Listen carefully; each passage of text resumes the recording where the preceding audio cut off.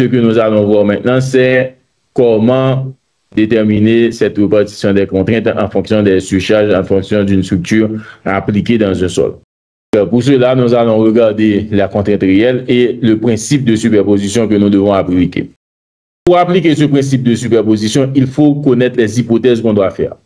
Le principe de superposition s'applique dans le domaine élastique linéaire.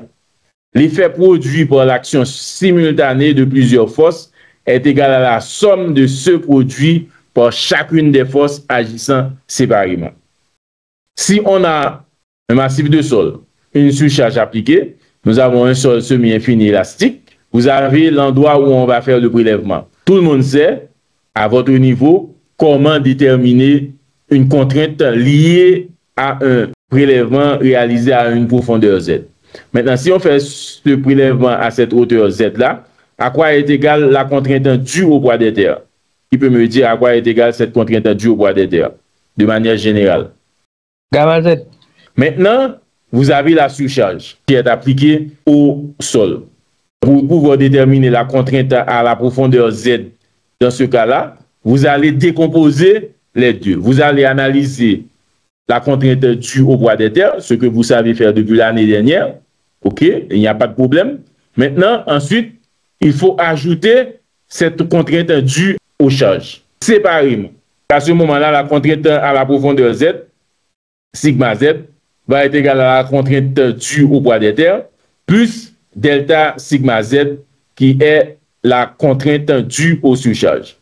Vous savez déterminer cette première partie-là. Maintenant, ce qui nous intéresse dans le cadre de ce chapitre, c'est comment ajouter cette contrainte due à cette surcharge. On peut faire un rappel sur ce que nous avons vu l'année dernière pour déterminer cette contrainte naturelle ou géostatique pour pouvoir déterminer cette contrainte due au poids des terres. La contrainte naturelle due au poids des terres, donc c'est contrainte dans le sol avant tout chargement supplémentaire, c'est-à-dire qu'on n'a pas encore mis le bâtiment sur le sol, donc on va considérer uniquement le poids du sol. Le poids des terres, faites un prélèvement à une hauteur Z pour déterminer la contrainte qui est égale à gamma H de manière très simple. Dans le cas d'un sol homogène à surface horizontale. Ensuite, si vous avez un sol stratifié à surface horizontale, un sol stratifié, ça veut dire quoi? Un sol qui a plusieurs couches. Il faut considérer toutes ces couches-là de manière séparée.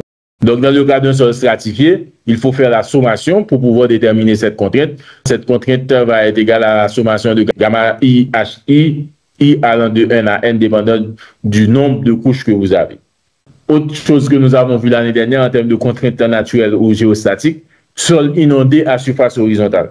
Lorsque on a une nappe au-dessus du massif de sol, le massif considéré milieu semi-infini à surface horizontale, poids volumique du sol saturé homogène, nous avons gamma sat qui est constant, et puis nappe phréatique au repos, état hydrostatique. Donc vous avez l'eau ici et puis le sol ici.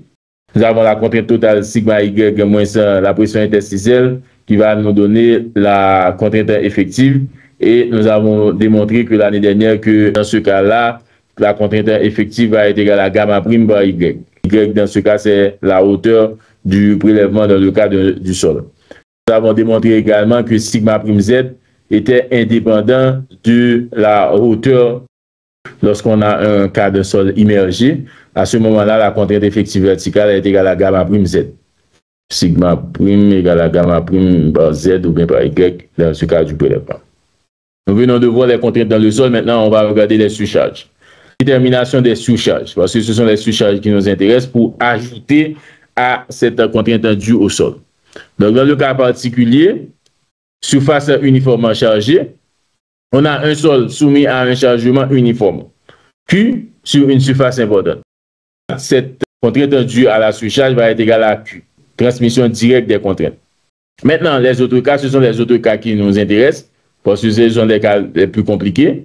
Donc, à ce moment-là, delta sigma Z va être différent de Q, et dans le cas des dissipations des contraintes avec la profondeur. Maintenant, pour calculer le delta Z, le sol est un milieu semi-infini, c'est important, et le sol est élastique non pesant. On a le sol qui est un milieu semi-infini, et ensuite le sol est élastique et non pesant. Qui peut me dire pourquoi on considère que le sol est un milieu semi-infini? Forcément, par rapport avec l'échelle, la profondeur du sol et on peut la considérer comme infinie en profondeur.